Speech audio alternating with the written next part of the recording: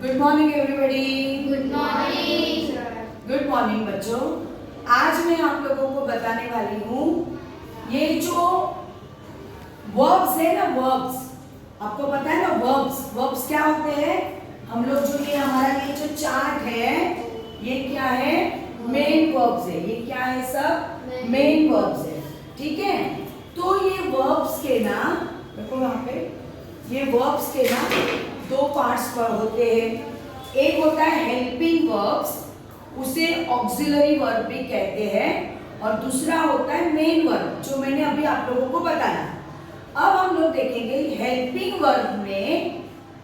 Verb में या auxiliary verb में प्राइमरी ऑक्सिलरी वर्ब तीन टाइप के होते हैं। पहला होता है टू बी। टू बी यानी हमारा अस्तित्व बताया जाता है, हमारा होना बताया जाता है। जैसे आई एम, मैं हूं। आई वॉज, मैं थी। यू आर, तुम हो। यू वर, तुम थे। टू बी हमें क्या बताता है, हमारा अस्तित्व बताता है। अब ये टू बी में आता है एम, इज, आर, वॉज, वर। समझ में आया। अब दूसरा है टू हैव। टू हैव यानी हमारे पास होना, हमारे पास कोई चीज होती है। आई हैव अ कार, मेरे पास एक कार है। आई हैड अ कार, मेरे पास एक कार थी, क्योंकि मैंने उसमें क्या डाल दिया, हैड डाल दिया। शी हैज अ कार, उसके पास एक कार है। शी हैड अ कार, उसके पास एक कार थी। इस तरह से ये जो है टू हैव यानी पास होना, इसके हैव, हैज, हैड ये रूप आते हैं। उसके बाद में टू डू। डू यानी करना, क्या, डू। आई डू, मैं करता हूं।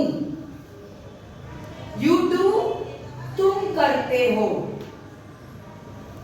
ही डज, वह करता है। आई डिड, मैंने किया। यू डिड, तुमने किया। इस तरह से टू डू के ये डू, डज, डिड ये रूप है। पर कभी कभी ना बच्चों, तुम लोग एक छोटी सी गलती करते हो, इसीलिए मैंने ये चार्ट आपके सामने रखा है। चार्ट देखो, कंसेप्ट इसकी बराबर से समझ के लो। देखो, पर्सन यानी क्या, व्यक्ति। अब आई यानी क्या, पहला व्यक्ति। जैसे मैं, आई यानी मैं, पहला व्यक्ति। सेकेंड पर्सन मतलब दूसरा व्यक्ति कौन हो सकता है, यू। शाबाश, यू यानी दूसरा व्यक्ति। अब वो यू यानी एक सिंगल लड़की, यू आर अ गर्ल, ऐसे भी हो सकता है। दूसरा, बहुत सारों के लिए भी ये यूज करते हैं यू आर स्टूडेंट्स। बात समझ में आ रही है। इसके बाद में थर्ड पर्सन प्लूरल, मुझे छोड़कर और तुम्हें छोड़कर एक मतलब हमें ये आई और यू को छोड़कर ये थर्ड पर्सन है, ये सब थर्ड पर्सन है। पर ये थर्ड पर्सन में ये बहुत सारों के लिए यूज करते हैं। थर्ड पर्सन प्लूरल यानी बहुवचन। वी मतलब हम सब। दे मतलब मुझे छोड़ के बाकी सब सामने वाले। अब ये n प्लस n क्या लिखा है बच्चों मैंने, तो नाम प्लस नाम, मतलब एक लड़के का नाम नहीं, दो लड़के का नाम, दो लड़कियों का नाम, दो लोगों का नाम और दो से ज्यादा लोगों का नाम, इसीलिए मैंने n प्लस n दिया है। अब थर्ड पर्सन सिंगुलर मतलब सिंगल, एक व्यक्ति के लिए यूज किया जाता है, एक वचन के लिए। ही यानी एक लड़के के लिए, शी यानी एक लड़की के लिए, इट यानी कोई एक जानवर के लिए या छोटी सी बेबी के लिए। अब ये एन मतलब एक सिंगल नाम, किसी भी एक व्यक्ति का सिंगल नाम। अब इन सबको, ये और इसको छोड़ के हम कहते हैं प्रोनाउन। क्या कहते हैं? प्रोनाउन। नाम के बदले में यूज किया हुआ शब्द। अब ये जो नाम आते हैं ये प्रॉपर नाउन में आते हैं।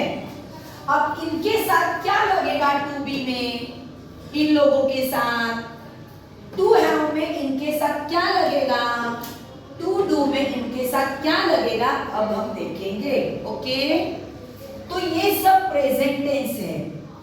एंड, इज, आर, ये सब क्या है? प्रेजेंट टेंस में आते हैं। एम यानी हूं, आर यानी बहुत सारे हम हैं, या यू आर मतलब तुम हो, ऐसे। इज यानी भी है, ठीक है। तो I am, you are, we are, they are.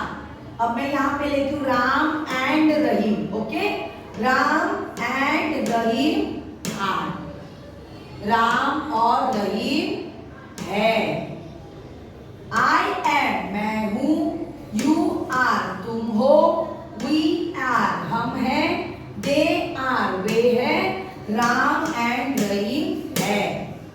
अभी है तो ये भी है, इज मतलब है, पर इसके लिए थर्ड पर्सन सिंगुलर जो आता है ना, थर्ड पर्सन सिंगुलर, एक लड़के के लिए ही इज वह है, शी इज वह है, इट इज वो है, मीना इज मीना है।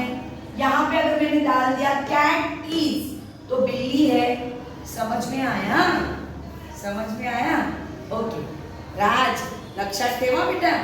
अभी दूसरा, अब ये प्रेजेंट टेंस की बात हुई कि हम हैं। अब ये हम थे की बात करनी है, या हम थे, बहुत सारे हम थे, या मैं थी, तुम थे, ये बात करनी है। तो पास्ट टेंस में I was मैं थी, you were, you was आएगा क्या? नहीं, क्योंकि you ये सिंगुलर पर्सन भी हो सकता है और बहुत सारे लोग भी हो सकता है। मतलब ये सिंगुलर के लिए और प्लूरल के लिए, दोनों के लिए भी यूज करते हैं। You were मतलब तुम थे, we were हम थे, they were वे थे, राम एंड रहीम were मतलब राम एंड रहीम थे। अब एक लड़का था कैसे बोलोगे? he was, लड़की के लिए she was वो थी, वो था, वो थी। अगर यहाँ पे मैंने बिल्ली का नाम डाल दिया, कैट was मतलब बिल्ली थी। डॉग के बारे में डाल दिया, डॉग was तो डॉग था। अब मीना was यानी मीना थी। समझ में आ रहा है बच्चों? समझ में? टू डू का रूप समझ में आया आप लोगों को? नेक्स्ट, अब हम टू हैव का देखेंगे। टू हैव प्रेजेंट टेंस में हैव और हैज, पास्ट टेंस में हैड। अब आई हैव मेरे पास है, यू हैव तुम्हारे पास है, वी हैव हमारे पास है, दे हैव उनके पास है, Ram and Rahim have Ram और रहीम के पास है। ये है वाली बात समझ में आई? कोई भी चीज हमारे पास होना, I have a car मेरे पास कार है, we have a pencil हमारे पास पेंसिल है ना, you have a books हमारे पास किताबें हैं। अब he has, अभी he have आएगा क्या? कभी नहीं बच्चों। he has एक लड़के के पास है, जो भी है, कार है, मोबाइल है, he has a mobile है ना। she has एक लड़की के पास है, it has बिल्ली के पास है। अब बताओ, बिल्ली के पास दो कान है, मुझे ऐसे बोलना है तो मैं कैसे बोलूंगी? cat has two ears, cat has one mouth, बिल्ली के पास एक मुंह है, बिल्ली के पास एक पूंछड़ी है। कैसे बोलोगे? टेल यानी पूंछड़ी। बोल कैसे बोलेगी? शी, बिल्ली को शी बोलेगी। बिल्ली को हाँ चलो बोलो। बिल्ली का नाम ले, बिल्ली। The cat. और हमेशा याद रखना, अभी मैं और एक बताती हूँ। हाँ बोलो बोलो, तुम बोलो। The cat has a tell.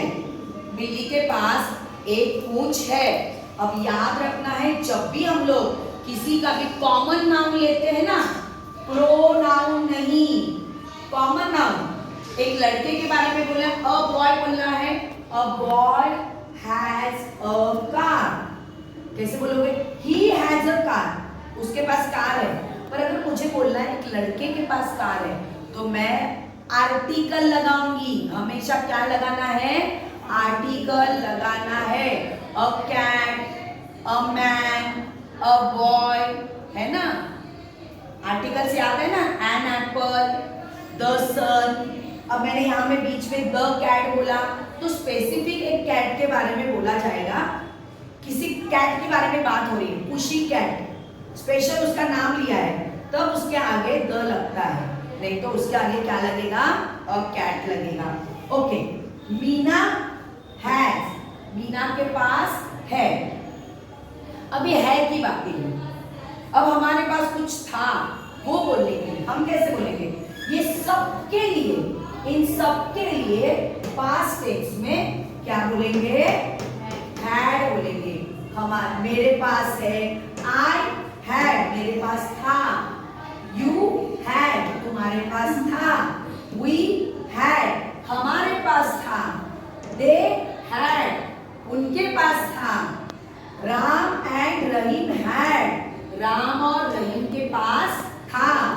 He had, एक लड़का है, मतलब उसके लिए हम ही प्रोनाउन यूज करते हैं कि उसके पास था। शी हैड, उसके पास था। It had, Meena had. समझ में आया?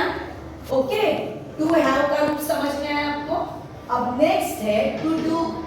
टू डू में प्रेजेंट टेंस में आता है डू और डज, और पास्ट टेंस में आता है डीड। अब देखते हैं, आई डू, मैं करता हूं। यू डू, तुम करते हो। वी डू, हम करते हैं।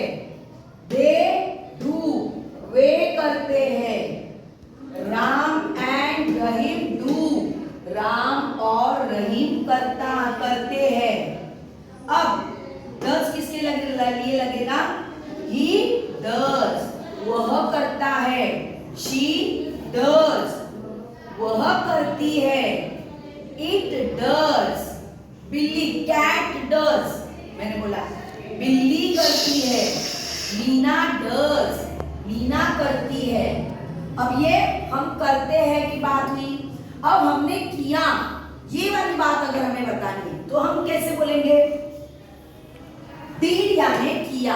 ओके, I did, मैंने किया। You did, तुमने किया। We did, हमने किया। They did, उन्होंने किया। Ram and Rahim did, Ram और रहीम ने किया। He did, उसने किया। She did, उसने किया। कैट डीड, बिल्ली ने किया। मीना डीड, मीना ने किया। तो बच्चों समझ में आया आपको? आप लोगों को समझ में आना चाहिए किसकी जोड़ी किसके साथ है। ऐसे मत बोलना आई आर, आई इज। आई का बेस्ट फ्रेंड है, आई का बेस्ट फ्रेंड है प्रेजेंट टेंस में टू बी के रूप में आई एम। ये इनकी जोड़ियां लगाई है बच्चों, ये जोड़ी को भूलना नहीं है। अब देखो इसमें यहाँ पर ये मैंने जब भी आप लोगों को टेंसेस, 12 टेंसेस है, ये 12 टेंसेस में मैंने हमेशा देखो ये सब जो आता है V1, V5, V2, ये मैंने आप लोगों को सिखाया है। पर जब यहाँ पर बात आती है ना ये कंटिन्यूअस टेंस की, तब इसमें एम, इज आता है, वॉज, वर, विल बी का कोई सवाल नहीं आता है, हैव, हैज आता है, हैड का भी कोई सवाल नहीं आता है, फिर यहाँ पे हैव, हैज आता है। इनके बारे में आप कंफ्यूज होते हो। सिंगल लड़का रहेगा, राम हैव, क्या करते हो तुम लोग? राम हैव, क्या राम हैव आएगा? राम हैज आएगा। और अगर दो जन के नाम लिए मैंने, राम एंड रहीम, या बहुत बच्चों के नाम लिए, तब आएगा राम एंड रहीम हैव। यहां पर आप गड़बड़ करते हो, हैव और हैज लगाते समय बहुत ज्यादा गड़बड़ करते हो, और डज भी लगाते समय बहुत ज्यादा गड़बड़ करते हो, ही डू कर देते हो। ही क्या आएगा? डज आएगा। तो समझ में आया आज का लेक्चर? आज के लेक्चर में क्या हुआ, हम लोग ने क्या देखा है? क्या देखा? ऑक्सिलरी वर्ब या हेल्पिंग वर्ब के प्राइमरी रूप देखे हैं, है ना? प्राइमरी रूप देखे हैं। मॉडल वर्ब अलग है, उसमें ना मॉडल वर्ब आते हैं, विल, वुड, शैल, शुड, वो मैं नेक्स्ट टाइम में पढ़ाऊंगी। ऑक्सिलरी वर्ब प्राइमरी लेवल के समझ में आया आपको?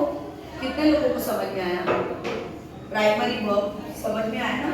ओके, धन्यवाद।